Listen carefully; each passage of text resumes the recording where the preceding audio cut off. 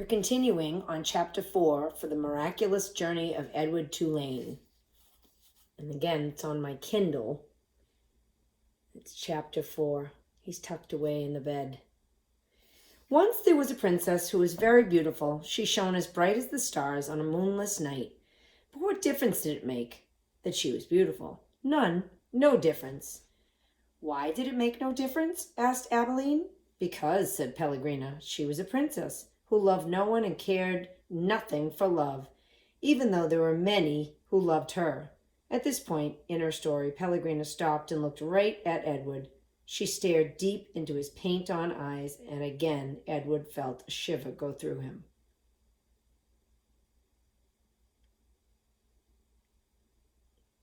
And so, said Pellegrina, still staring at Edward, what happened to the princess?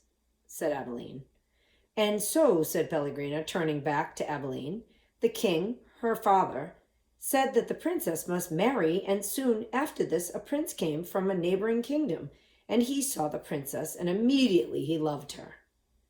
He gave her a ring of pure gold. He placed it on her finger. He said these words to her, I love you, but do you know what the princess did? Abilene shook her head. She swallowed the ring. She took it from her finger and swallowed it, she said. That is what I think of love, and she ran from the prince. She left the castle and went deep into the woods, and so what? Said Abilene. What happened then? And so the princess became lost in the woods. She wandered for many days. Finally she came to a little hut, and she knocked on the door, and she said, Let me in. I am cold. There was no answer. She knocked again. She said, Let me in. I am hungry. A terrible voice answered. The voice said, Enter if you must. The beautiful princess entered, and she saw a witch sitting at a ptable, counting pieces of gold. 3,622, said the witch. I am lost, said the beautiful princess. What of it? Said the witch. 3,623. I am hungry, said the princess. Not my concern, said the witch. 3,624. But I am a beautiful princess, said the princess. 3,625, replied the witch. My father, said the princess, is a powerful king. You must help me, or there will be consequences. Consequences? Said the witch. She looked up from her gold. She stared at the princess. You dare to talk to me of consequences? Very well, then, we will speak of consequences. Tell me the name of the one you love. Love, said the princess. She stamped her foot. Why must everyone always speak of love? Whom do you love? Said the witch. You must tell me the name. I love no one, said the princess proudly. You disappoint me, said the witch. She raised her hand and said one word, Father Figuri, and the beautiful princess was changed into a warthog. What have you done to me? Squealed the princess. Talk to me of consequences now, will you? Said the witch, and she went back to counting her pieces of gold. 3,626, said the witch, as the warthog princess ran from the hut and out again into the forest. The king's men were in the forest too, and what were they looking for? A beautiful princess. And so when they came upon an ugly warthog, they shot it immediately. Pow! No, said Abilene. Yes, said Pellegrina. The men took the warthog back to the castle, and the cook slit open its belly, and inside it she found a ring of pure gold. There were many hungry people in the castle that night, and all of them there were waiting to be fed. So the cook put the ring on her finger and finished butchering the warthog. And the ring that the beautiful princess had swallowed shone on the cook's hand as she did her work. The end. The end, said Abilene indignantly. Yes, said Pellegrina, the end. But it can't be. Why can't it be? Because it came too quickly, because no one is living happily ever after, that's why. Ah, and so Pellegrina nodded. She was quiet for a moment. But answer me this. How can a story end happily if there is no love? But, well, it is late and you must go to sleep. Pellegrina took Edward from Abilene. She put him in his bed and pulled the sheet up to his whiskers. She leaned close to him. She whispered, "You disappoint me." After the old lady left, Edward lay in the small bed and stared up at the ceiling. The story, he thought, had been pointless. But then, most stories were. He thought of the princess and how she had become a warthog. How gruesome! How grotesque! What a terrible fate! "Edward," said Abilene, "I love you. I don't care how old I get. I will always love you." Yes, yes, thought Edward. He continued to stare up at the ceiling. He was agitated for some reason that he could not name. He wished that Pellegrina had put him on his side so he might look at the stars. And then he remembered Pellegrina's description of the beautiful princess. She shone as bright as the stars on a moonless night. For some reason, Edward found comfort in these words, and he repeated them to himself. As bright as the stars on a moonless night, as bright as the stars on a moonless night. Over and over until, last, the first light of dawn appeared. Chapter 5.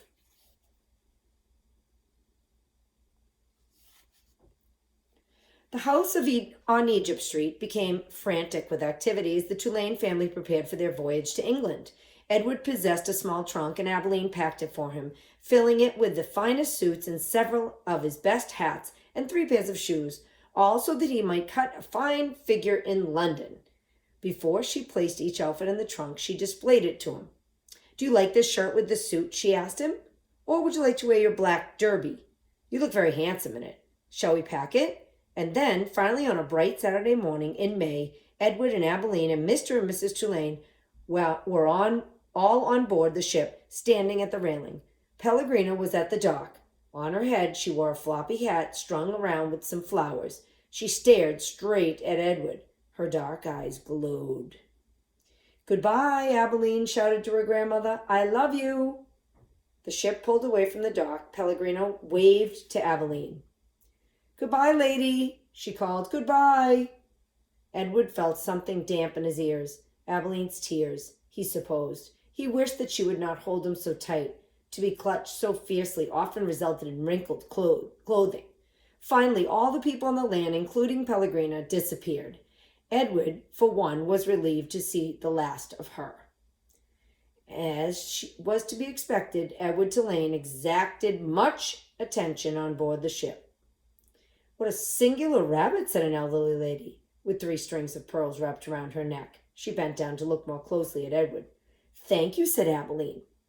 Several little girls on board gave Edward deep glances full of longing. They asked Abilene if they might hold him. "No," said Abilene. "I'm afraid that he's not the kind of rabbit who likes to be held by strangers."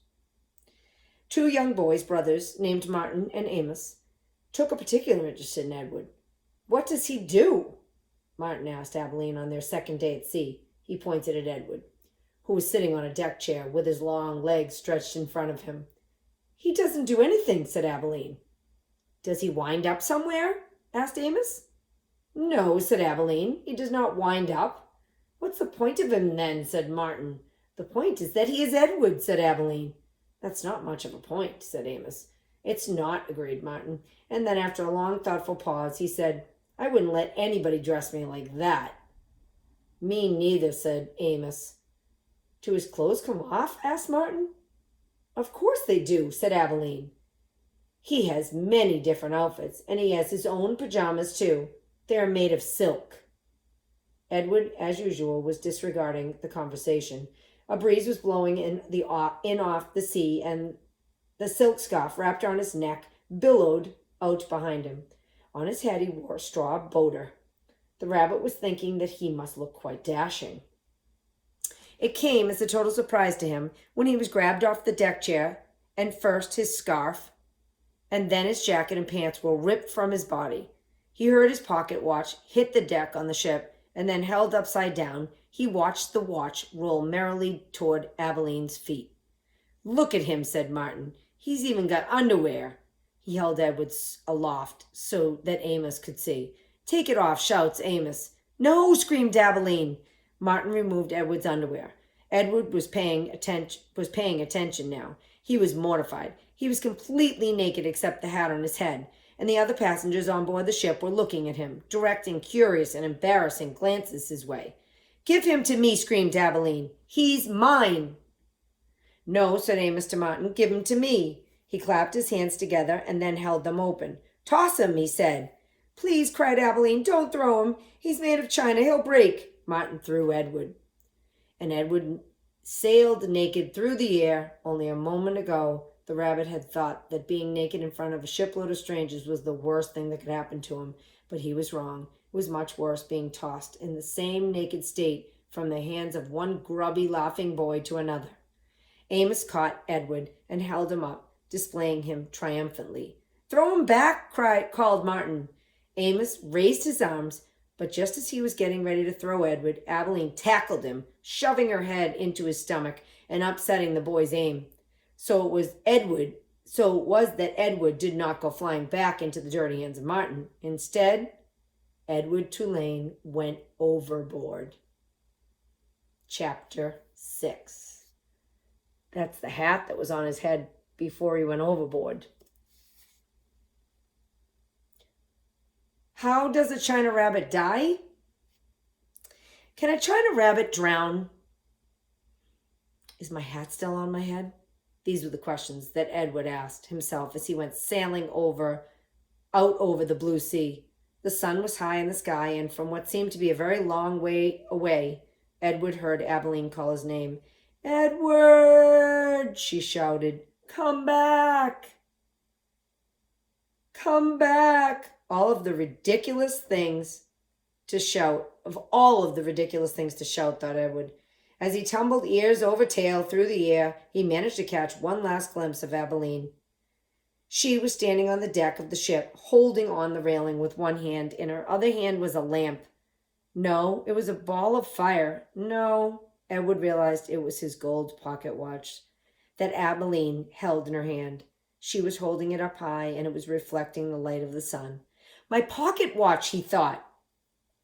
"I need that." Then Abilene disappeared from view, and the rabbit hit the water with such tremendous force that his hat blew off his head. That answers that question, thought Edward as he watched the hat dance away on the wind, and then he began to sink. He sank and sank and sank, kept his eyes open the whole time, not because he was brave, but because he had no choice. His painted-on eyes witnessed the blue water turning to green, then to blue again. Then he watched as it finally became as black as night. There he is. He went overboard. Looks like the Titanic. Edward went down and down. He said to himself, "If I am going to drown, certainly I would have done so by now." Far above him, the ocean liner with Abilene aboard it sailed blithely on, and the China rabbit landed, finally on the ocean floor, face down. And there, with his head in the muck, he experienced his first genuine and true emotion. Edward Tulane was afraid. Until the next time.